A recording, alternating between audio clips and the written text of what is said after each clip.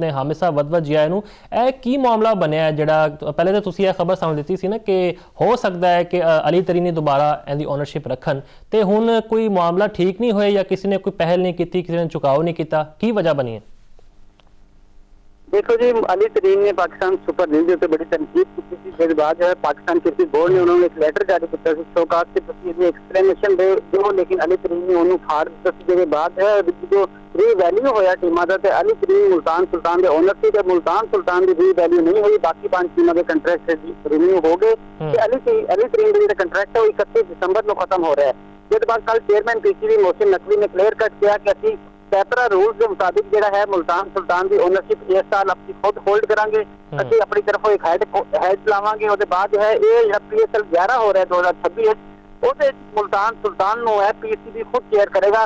उसके बाद वो पूरा एक प्रोसेस है, 2 महीने तक इश्तिहार देवांगे, 2 महीने बाद वो बिडिंग होगी, फिर जाके कोई नवा मालिक मिलेगा। इन्ना टाइम साडे कोल है नहीं कि असं नवा कोई फौरन जो है मुल्तान सुल्तान का कोई नवा मालिक लभ लईए। लेकिन एक अच्छी चीज़ है कि अली तरीन को दोबारा जी 2 नवी टीम आ रही हैं, उन्होंने बिडिंग भी अली तरीन को कंसीडर कर लिया गया। अली तरीन ने क्या है कल खुशी का इजहार किया, उन्होंने एक्स के उत्ते जवाब दिता है कि मोहसिन नकवी ने कहा है कि असं अली तरीन भी खुश आमदीद करने अगर वो बिडिंग हिस्सा लैणगे। तो अली तरीन ने भी इन्होंने खुशाइंद करार दिता है कि शायद साढ़े जो मसले थे जी बर्फ एक पिघल रही थी और पिघलती हुई नजर नहीं आ रही थी, पिघल रही है कि मुल्तान सुल्तान ना सही लेकिन PSL का हिस्सा रहणगे।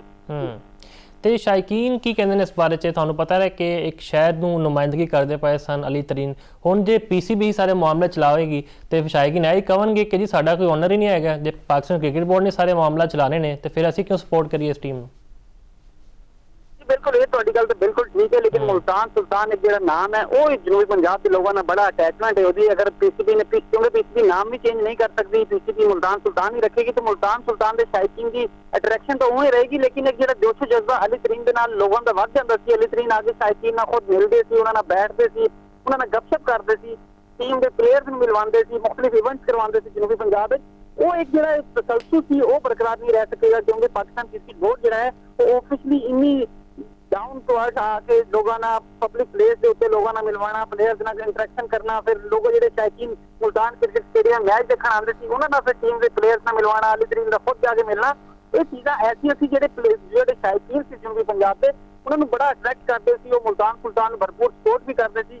अक्सर देखा भी गया PSL के 7वां एडिशन थी 8वां एडिशन थी, इन्हें 2 एडिशन मुल्तान सुल्तान पहले मैचेस हारते हुए आया। जो अपने होम ग्राउंड के आगे उन्होंने मैचेस खेलना शुरू किए तो टॉप पॉइंट से आ गई कि उन्होंने मुल्तान जो PSL के फाइनल थी वो भी खेले, PSL जीते भी।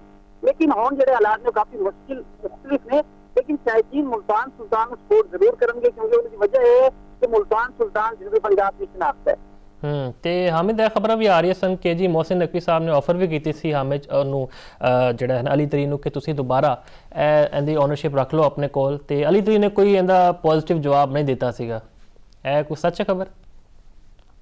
देखो जी, असल इसका इशू ये थी कि शोकास का नोटिस जो अली तरीन ने फाड़ दिया सी, शोकास और नोटिस का जवाब देना चाहिए थी। अली तरीन ने प्रॉपरली जवाब नहीं दिता, जिसकी वजह तो जो शायकी जो पाकिस्तान क्रिकेट बोर्ड के इंतजामिया अफसरान थी वो थोड़े से नाला सी।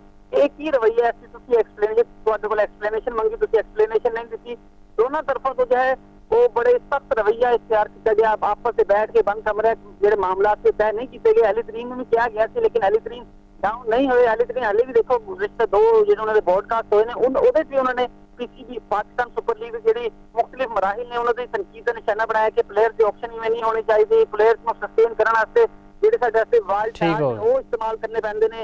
ਇਦਾਂ ਦੇ ਮੁxtਲਿਫ ਚੀਜ਼ਾਂ ਤੋਂ ਉਹਨਾਂ ਨੇ ਤਨਕੀਦ ਕੀਤੀ। ਐਮਰਜਿੰਗ ਪਲੇਅਰਸ ਦੀ ਜਿਹੜੀ ਕੈਟਾਗਰੀ ਬਣਾਈ ਗਈ ਸੀ ਉਹਦੇ ਜਿਹੜੇ ਉਹਨਾਂ ਦੇ ਅਮਾਉਂਟ ਰੱਖੇ ਉੱਤੇ ਵੀ ਤਨਕੀਦ ਕੀਤੀ ਹੈ। ਅਲੀ ਤਰੀਨ ਹਾਲੇ ਵੀ ਪਾਕਿਸਤਾਨ ਸੁਪਰ ਲੀਗ ਤੇ ਤਨਕੀਦ ਕਰ ਰਹੇ ਨੇ, ਜਿਹਦੀ ਵਜ੍ਹਾ ਤੋਂ ਮੈਨੂੰ ਲੱਗ ਰਿਹਾ ਹੈ ਕਿ ਪਾਕਿਸਤਾਨ ਬਿਲਕੁਲ ਹਜੇ ਵੀ ਤਨਕੀਦ ਕਰ ਰਹੇ ਨੇ। ਇਹ ਚੀਜ਼ਾਂ ਨਹੀਂ ਹੋਣੀ ਚਾਹੀਦੀਆਂ। ਪਾਕਿਸਤਾਨ ਕ੍ਰਿਕਟ ਬੋਰਡ ਨੂੰ ਵੀ ਚਾਹੀਦਾ ਕਿ ਮਾਮਲਾ ਜਿਹੜਾ ਨਾ ਮਿਲ ਮਿਲਾ ਕੇ ਹੱਲ ਕਰਨ। ਤੁਹਾਨੂੰ ਪਤਾ ਹੈ PSL ਸਾਡਾ ਬ੍ਰਾਂਡ ਹੈ, ਦੁਨੀਆ ਦੀ ਵੱਡੀ ਲੀਗਾਂ ਵਿੱਚ ਸ਼ਾਮਿਲ ਹੈ, ਤੇ ਸਾਡੀ ਵੀ ਦੁਆ ਹੈ ਕਿ ਮੁਲਤਾਨ ਦੇ ਸ਼ਾਇਕੀਨ ਜ਼ਿਆਦਾ ਤੋਂ ਜ਼ਿਆਦਾ ਕ੍ਰਿਕਟ ਵੇਖਣ ਤੇ ਉਹਨਾਂ ਨੂੰ ਮਜ਼ਾ ਆਵੇ।